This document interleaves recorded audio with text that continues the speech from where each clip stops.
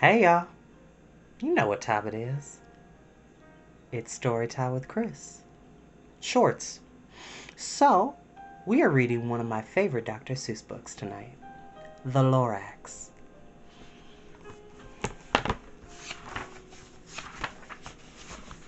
At the far end of town where the grickle grass grows and the wind smells slow and sour when it blows, and no birds ever see excepting old crows, is the street of the lifted Lorax.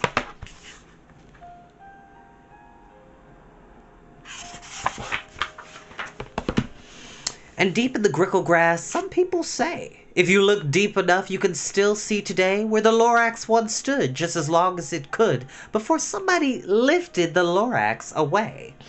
What was the Lorax? And why was it there? And why was it lifted and taken somewhere? And from the far end of town where the grickle grass grows, the old onceler still lives there. Ask him. He knows.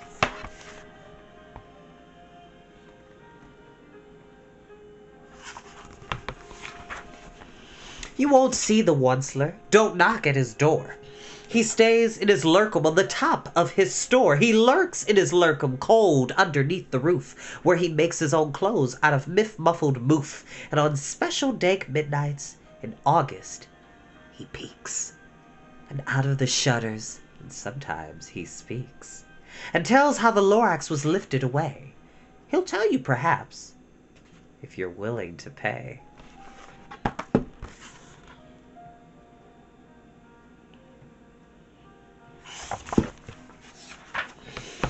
On the end of a rope he lets down a tin pail, and you have to toss him 15 cents and a nail, and the shell of a great-great-grandfather snail.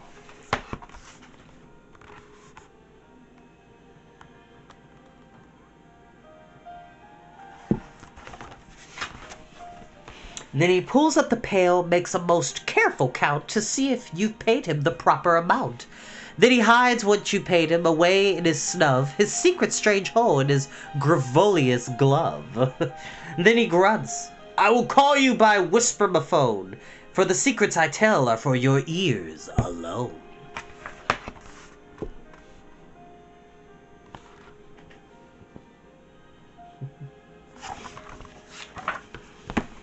Slump! Down slumps the whisper-ma-phone to your ear, and the old onceler's whispers are not very clear, since they have to come down through a snuggly hose, and he sounds as if he had smallish bees in his nose.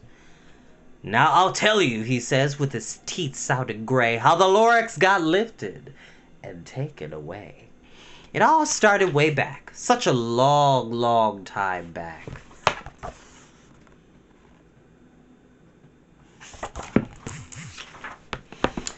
Way back in the days when the grass was still green, and the pond was still wet, and the clouds were still clean, and the song of the swabby swans rang out in space, one morning I came to this glorious place. The truffula trees, the bright-colored tufts of the truffula trees, mile after mile in the fresh morning breeze.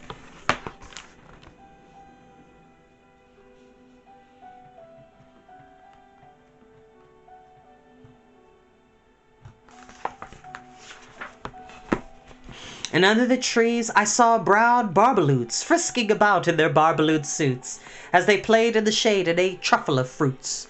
From the rippleless sound came the comfortable sound of the humming fish humming while splashing around.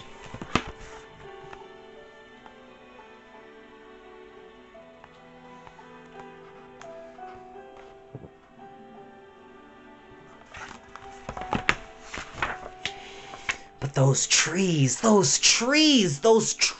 trees! All my life I've been searching for trees such as these. The touch of their tufts was much softer than silk, and they had the sweet smell of fresh butterfly milk. I felt a great leaping of joy in my heart. I knew just what I'd do. I unloaded my cart.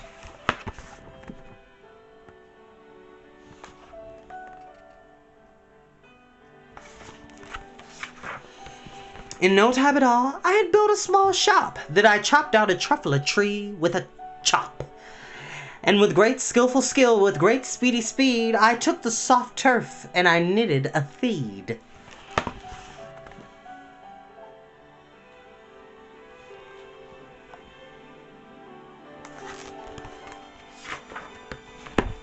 The instant I finished, I heard a gazump.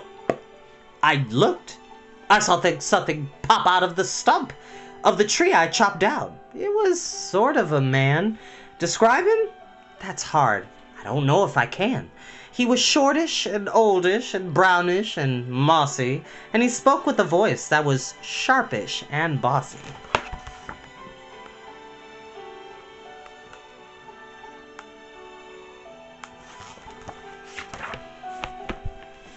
"Mister," he said with a sawdusty sneeze, "I am the Lorax. I speak for the trees. I speak for the trees, for the trees have no tongues, and I'm asking you, sir, at the top of my lungs."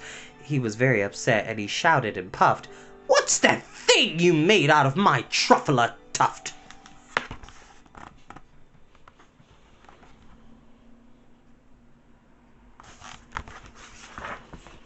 "Look, Lorax," I said, "there's no cause for alarm. I chopped just one tree. I'm not doing no harm. I'm being quite useful. This thing is a thneed, a fine something that all people need. It's a shirt, it's a sock, it's a glove, it's a hat. But it has other uses. Yes, far beyond that. You could use it for carpets, for pillows, for sheets, or curtains, or covers, for bicycle seats." The Lorax said, "Sir, you are crazy with greed. There is no one on earth who would buy that fool thneed."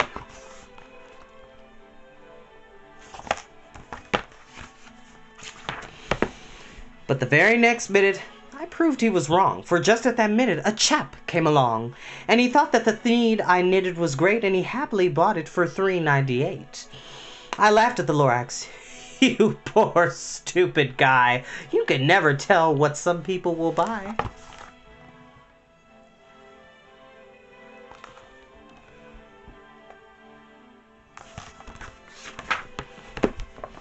"I repeat," cried the trees, "I speak for the trees." "I'm busy," I told him. "Shut up, if you please." I rushed across the room, and in no time at all built a radio phone. I put in a quick call. I called on my brothers and uncles and aunts, and I said, "Listen here, here's a wonderful chance for the whole Onceler family to get mighty rich.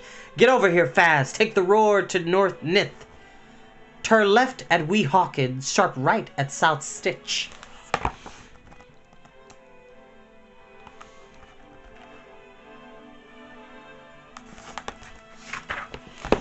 And in no time at all, in the factory I built, the whole Onceler family was working full tilt.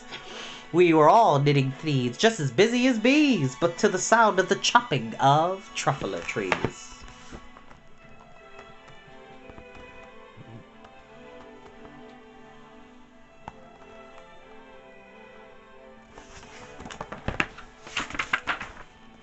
Then, oh baby, oh, how my business did grow. Now chopping one tree at a time was too slow, so I quickly invented my super axe hacker, which whacked off 4 truffula trees at one smacker.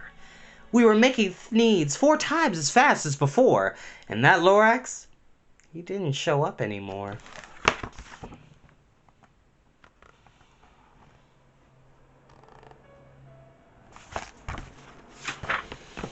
But the whole week he knocked on my new office door. He snapped, "I'm the Lorax who speaks for the trees, which you seem to be chopping as fast as you please.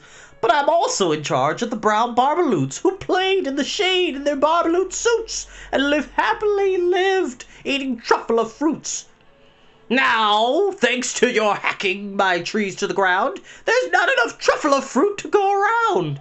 And my poor barbaloots are getting the crummies because they have gas and no food in their tummies."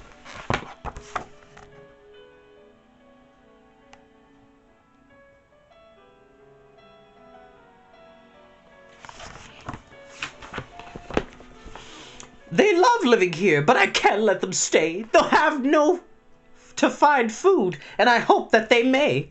Good luck, boys," he cried, and he sent them away. I, the Onceler, felt sad, and as I watched them all go, but business is business, and business must grow, regardless of crummies and tummies, you know.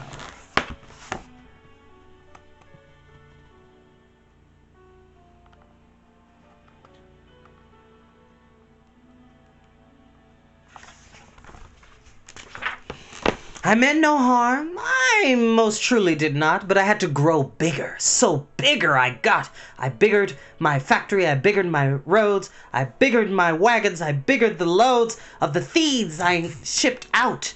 I was shipping from north to the south, to the east, to the west, to the north.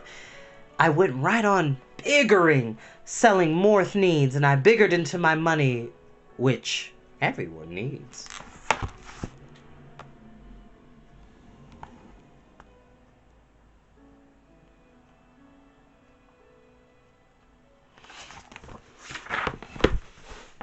Then again, he came back. I was fixing some pipes when that old nuisance Lorax came back with more gripes.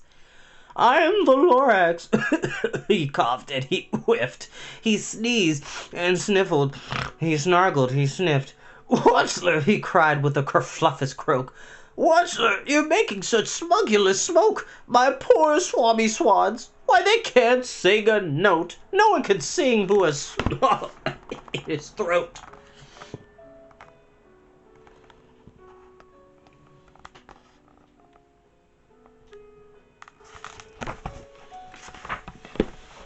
And so, said the Lorax, please, pardon my cough, they cannot live here. So I'm sending them off. Where will they go? I don't hopefully know. They may have to fly for a month or a year to escape from the smog you smoked around here.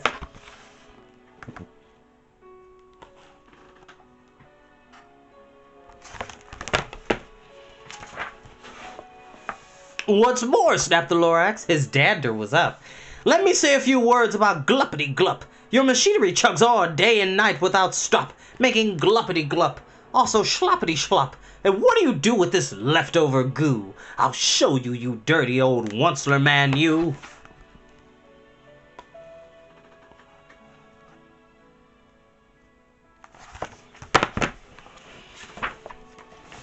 You're glupping the pod where the humming fish hummed. No more can they hum, for their gills are all gummed. So I'm sending them off. Oh, their future is dreary. They'll walk on their fins and get woefully weary in search of some water that isn't so smeary.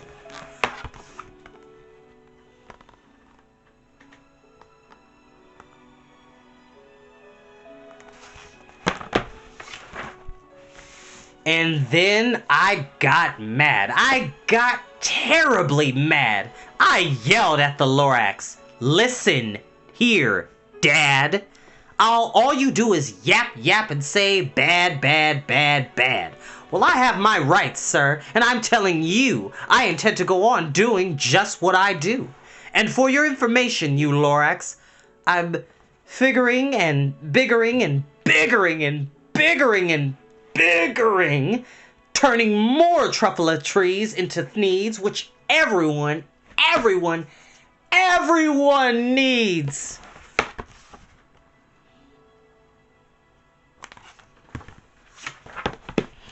And at that very moment, we heard a loud whack. From outside in the fields came a sickening smack of an axe on a tree. Then we heard the tree fall, the very last truffula tree of them all.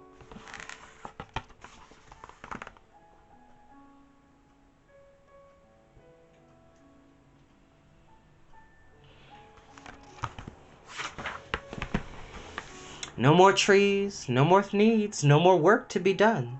So in no time my uncles and aunts, every one, all waved me goodbye. They jumped into my cars and drove away under the smoke-smuggered stars. Now all there was left neath the bad-smelling sky was my big empty factory, the Lorax, and I.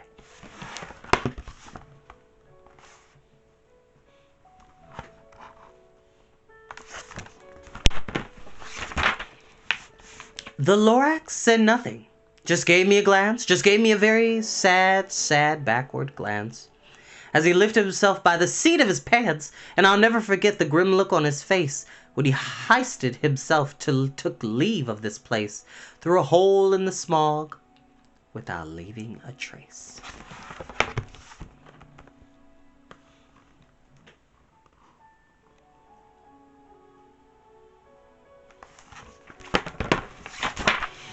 And all that the Lorax left here in this mess was a small pile of rocks with the one word, unless. Whatever that meant, well, I just couldn't guess. That was long, long ago, but each day since that day, I've sat here and wondered and worried away. Through the years, while my buildings have fallen apart, I've worried about it with all my heart.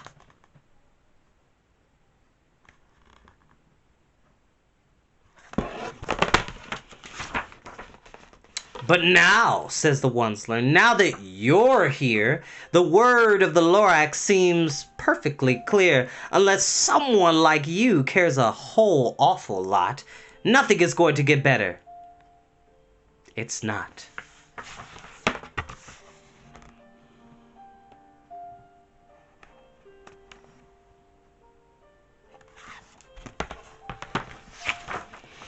So catch, calls the Onceler. He lets something fall. It's a truffula seed. It's the last one of all. You're in charge of the last of the truffula seeds. And truffula trees are what everyone needs. Plant a new truffula. Treat it with care. Give it clean water and feed it with fresh air. Grow a forest protected from axes that hack. Then the Lorax and all of his friends may come back. And that is the end of Dr. Seuss's The Lorax. I hope you all enjoyed this reading. I will see you all next time. Have a wonderful night, y'all.